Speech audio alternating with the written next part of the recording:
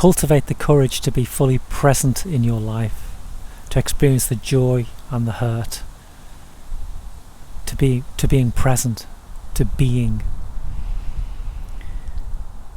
This was the conclusion from an article that I read a few days ago about an individual in America who at the age of 44 was given a diagnosis of a terminal illness, brain tumour, and only given several months to live. And this article was heartbreaking and poignant. This person was leaving behind a family and they were only in their 40s. And it brings home the clear and obvious fact that we are all living a life that has an expiry date. In effect, we all have a terminal illness, in as much as one day we're all going to die. Our bodies will break down and let us down and become ill, and we will pass. And clearly we don't want to spend our life ruminating over the existential problems that might create and living in a future that hasn't happened yet. But by the same token, this article showed clearly and beautifully how the advice from somebody who has actually been given a limited amount of time to live, in this person's case months, is able to focus in on what is important and giving life advice to others. And basically the message was to become fully present in your life. And in that present moment you might be experiencing joy or sadness, pain or suffering, but even in the pain and suffering there can be a recognition of the gift that life is, that we have the opportunity to exist at all, and the astronomical odds against that even being a possibility. And so we breathe in and drink in the beauty of simply being alive.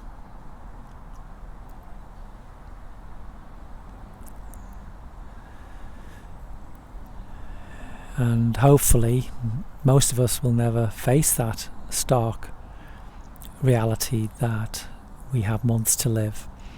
Certainly not at an age when that isn't expected. So perhaps we can think forwards to a time in the future, in old age, where that might be a situation we would be in. But for most of us, we don't even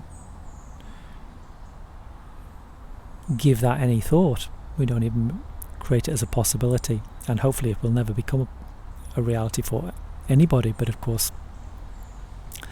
some people are faced with that situation, a terminal diagnosis at a young age.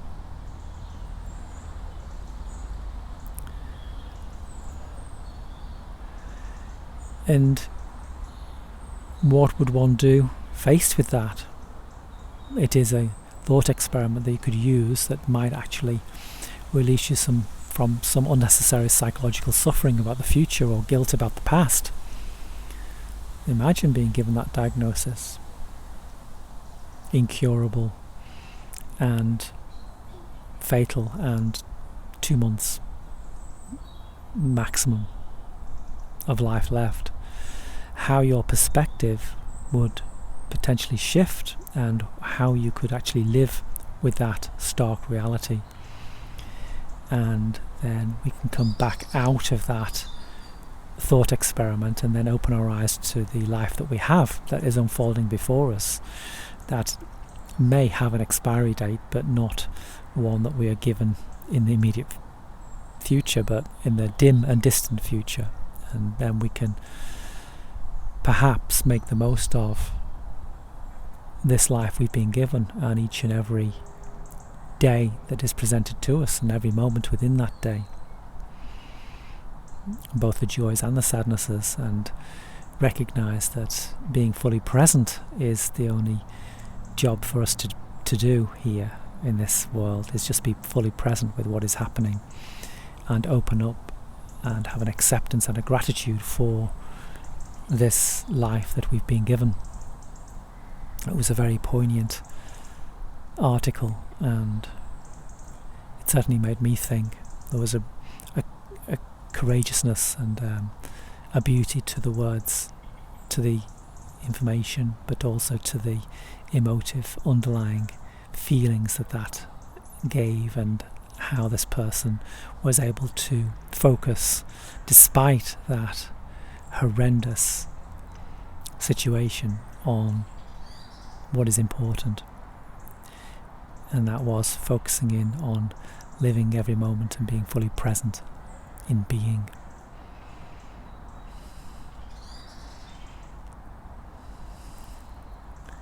And on a beautiful day like this, we can look around and see the trees and the seasons changing to autumn or fall, and we can just breathe in the autumn weather, and look at the skies and just be at peace looking at the trees and in the woods, and get out into nature and make the most of every single moment that is available to us. And that includes being in the office, or on a Zoom meeting, or with friends, or with colleagues, in difficult situations, in pleasant situations, but just be fully present. Make that your goal, make that your reason for breathing, is to actually open up and allow in life, and do not shut down or shut off from it, but give an open heart to anything and everything that happens and appears in your present moment consciousness, and then just be soaked in that beingness. Allow that to be your default position, the surrender to the present moment, and the feeling of being truly at peace right now in this amazing gift that we call life.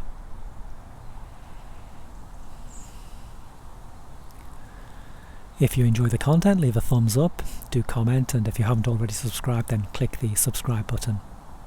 Thank you.